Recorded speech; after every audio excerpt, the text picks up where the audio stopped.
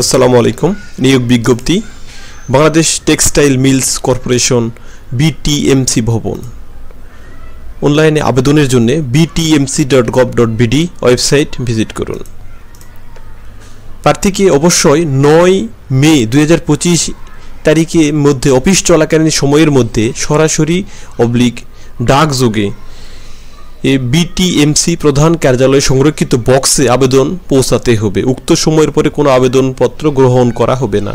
অর্থাৎ এখানে অ্যাপ্লিকেশনটা আবেদন ফর্ম পূরণ করে ডাকযোগে প্রেরণ করতে হবে। এখানে সরাসরি অনলাইনে কোনো আবেদন গ্রহণ করা হবে না। আবেদন করার জন্য btmc.gov.bd এই ওয়েবসাইটে প্রবেশ করতে হবে। প্রবেশ করার পরে সেখান থেকে এই চাকরির আবেদন ফর্মটি ডাউনলোড করতে হবে। এই চাকরির আবেদন ফর্ম ডাউনলোড করে এটা পূরণ করে এটার সাথে ব্যাংক ড্রাফট অর্থাৎ পে অর্ডার সহ ডাকযোগে তাদের কার্যালয়ের সুরক্ষিত বক্সে পৌঁছাতে হবে।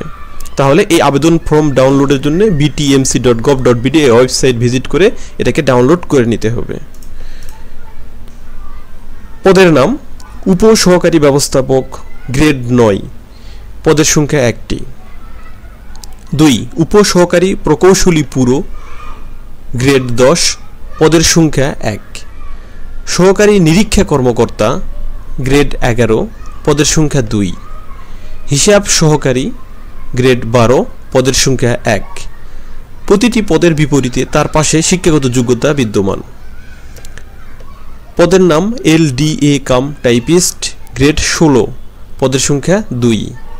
ইলেকট্রিশিয়ান, গ্রেড 16, পদের সংখ্যা 1।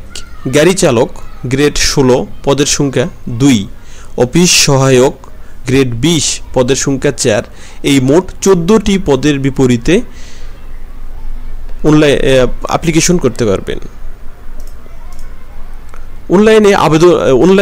প্রার্থীকে আবেদনের জন্য এই যে ফর্মটি আমরা ভিডিও শুরু দেখলাম সেই ফর্মটি ডাউনলোড পূর্বক প্রতিটি কোন পদের বিপরীতে কত টাকার পে অর্ডার সংগ্রহ করতে হবে তা এখানে বিস্তারিত বিবরণ দেওয়া আছে। 1 নম্বর পদের বিপরীতে 200 টাকা, 2 নম্বর পদের বিপরীতে 200 টাকা, 3 ও 4 নম্বর পদের বিপরীতে 150 টাকা, ক্রমিক নম্বর 5, 6, 7 এর বিপরীতে 100 টাকা, 8 নং পদে 50 টাকা এবং সকল গ্রেডে অনগ্রসর নাগরিক এর জন্য 50 টাকা মূল্যের অফেরতযোগ্য ব্যাংক ড্রাফট ও pay order Bangladesh textile mills কর্পোরেশনের অনুকূলে সংযুক্ত করতে হবে এবং আবেদনপত্র অবশ্যই 9 মে 2025 তারিখের পূর্বেই ওদের বক্সে পৌঁছাতে হবে।